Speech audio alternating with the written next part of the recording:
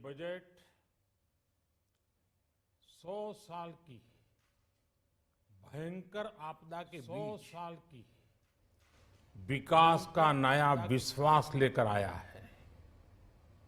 ये बजट अर्थव्यवस्था को मजबूती देने के साथ ही सामान्य मानवी के लिए अनेक नए अवसर बनाएगा। ये बजट मोर इंफ्रास्ट्रक्चर, मोर इन्वेस्टमेंट, मोर ग्रोथ और मोर जॉब्स की नई संभावनाओं से भरा हुआ है। और एक नया क्षेत्र और खुला है और वो है ग्रीन जॉब्स का। ये बजट तत्कालीन आवश्यकताओं का भी समाधान करता है और देश के युवाओं के उज्जवल भविष्य को भी सुनिश्चित करता है। ये पिछले कुछ घंटों से देख रहा हूं जिस प्रकार से इस बजट का हर क्षेत्र में स्वागत हुआ है। सामान्य मानवी की जो सकारात्मक प्रतिक्रिया आई है उसने जनता जनार्दन की सेवा का हमारा उत्साह अनेक गुना बढ़ा दिया है। जीवन के हर क्षेत्र में आधुनिकता आए, टेक्नोलॉजी आए, जैसे किसान ड्रोन हो, वंदे भारत ट्रेन हो, डिजिटल करेंसी हो, बैंकिंग के क्षेत्र में डिजिटल यूनिट्स हो, 5G सर्विसेज का रोल आउट हो, नेशनल हेल्थ के लिए डिजिटल इकोसिस्टम हो। इनका लाभ हमारे युवा, हमारे मध्यम वर्ग, गरीब, दलित, पिछड़े, ये सभी वर्गों को मिलेगा। इस बजट का एक महत्वपूर्ण पहलू है गरीब का कल्याण। हर गरीब के पास पक्का घर हो, नल से जल आता हो, उसके पास शौचालय हो, गैस की सुविधा हो, इन सभी पर विशेष ध्यान दिया गया है। इसके साथ ही आधुनिक इंटरनेट कनेक्टिविटी पर भी उतना ही जोर है। जो भारत के पहाड़ी क्षेत्र हैं, हिमालय का पूरा पट्टा, जहां जीवन आसान बने, वहां से पलायन ना हो, इसे ध्यान में रखते हुए भी नई घोषणा की गई है। हिमाचल, उत्तराखंड, जम्मू कश्मीर, नॉर्थ ईस्ट ऐसे क्षेत्रों के लिए पहली बार देश में पर्वतमाला योजना शुरू की जा रही है।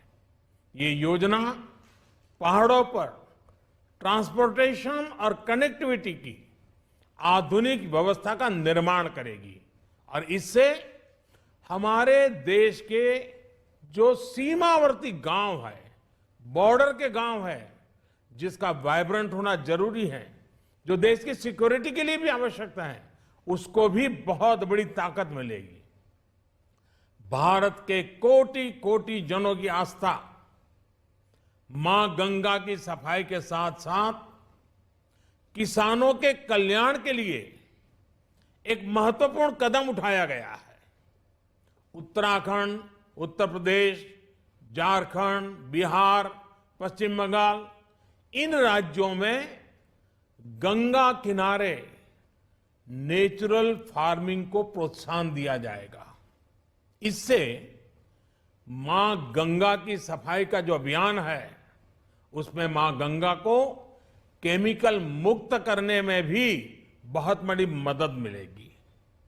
बजट के प्रावधान यह सुनिश्चित करने वाले हैं कि कृषि लाभप्रद हो, इसमें नए अवसर हो, नए एग्रीकल्चर स्टार्टअप्स को प्रोत्साहन देने के लिए विशेष फंड हो या फिर फूड प्रोसेसिंग उद्योग के लिए नया पैकेज।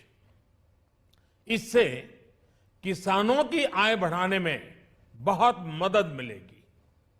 एमएसपी खरीद के माध्यम से किसानों के खाते में 2.25 करोड़ रुपए से भी ज्यादा सीधे ट्रांसफर किए जा रहे हैं। कोरोना काल में एमएसएमई यानी हमारे छोटे उद्योगों की मदद और उनकी सुरक्षा के लिए देश ने लगातार अनेक निर्णय लिए थे, अनेक प्रकार की मदद पहुंचाई थी। इस बजट में क्रेडिट गारंटी में रिकॉर्ड वृद्धि के साथ ही कई नई योजनाओं का ऐलान किया गया है। डिफेंस के कैपिटल बजट का 68% डोमेस्टिक इंडस्ट्री को रिजर्व करने का भी बड़ा लाभ भारत के एमएसएमई सेक्टर को मिलेगा। ये आत्मनिर्भरता की तरफ बहुत बड़ा मजबूत कदम है।